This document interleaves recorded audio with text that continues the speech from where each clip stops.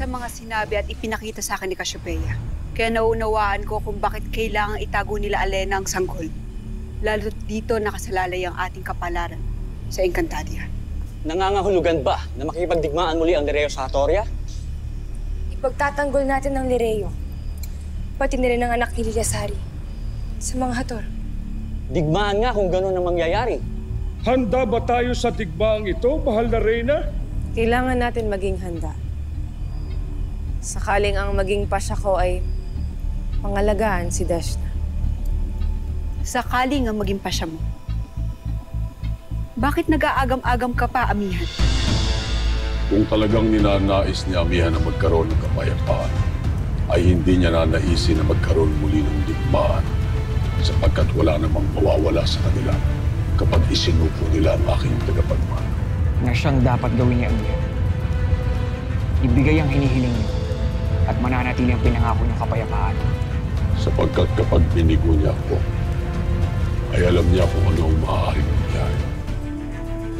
Amihan, hindi ka pa rin ba naniniwala na kinakailangan natin pangalagaan ang sanggol na yun? O gaya ni Khalil, ay isasakripisyo niyo rin siya. Alena, kaya ba tinutulungan mo ang sanggol dahil naaalala mong namayapa mong anak sa kanya? Amihan, tinutulungan ko ang aking sarili. Yun ang totoo, na maibalik ako sa tamang landas. Kaya gawin mo rin sana ang tama. Nang sa ganun ay maging makabuluhan naman ang pagbabalik ko dito sa Lireo. Kaya't ang dapat isipin ni Amihan ay ang ikabubuti ng Encantadia. Ganun pa man, maghanda kayo ng paglusob sa Lireo.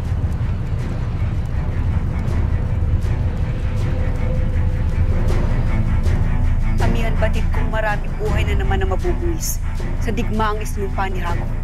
Kaya uulitin ko, kailangan na natin gawin ito ngayon upang pangalagaan ang kinabukasan ng Encantadia. Tanaya, alam ko na lahat yan. Digmaan, kamatayan at kasawian. Ngunit yun lang bang mapamimilian natin? Kaya inuulit ko rin. Kailangan ko ng panahon upang mag-isip ng pinakamagandang pasya. Na hindi natin kailangan sabihin kung nasaan ang anak ni Hagon at hindi rin tayo humanto sa digmaan. Tapos ng pagpupulong na ito, pahinga na kayong lahat.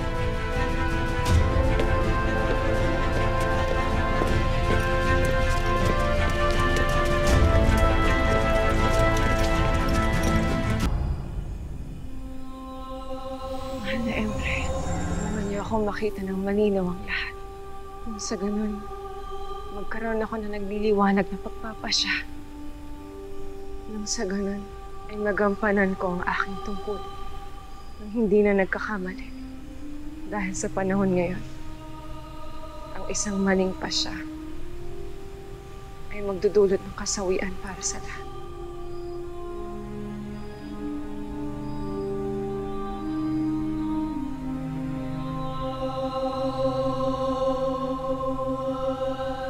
Lord,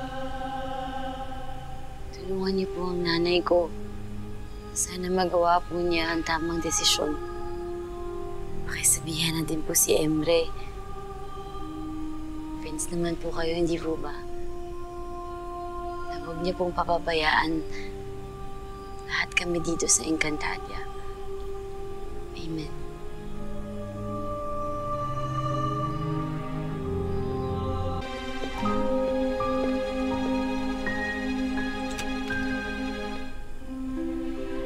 Iwan niyo muna kami.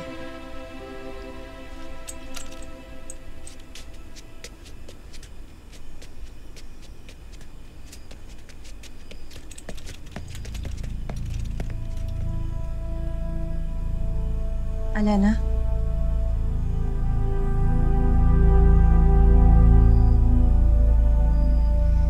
Isang katanungan lamang.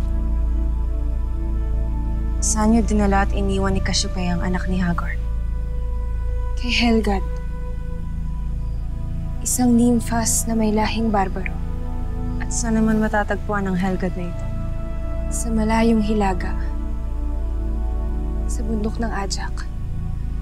Doon, ipinayo ni Cassiopeia na manirahan at magtago sila. Bakit mo inaalam ang mga bagay na ito? Dahil magagamit ko ito sa pag-uusap namin ni Hagorn bukas. Isang pakiusap na lang sana, Lena. Ibig kong nandun ka sa aming paghaharap. Mahalaga na naroon ka. Kaya sana, magpakita ka.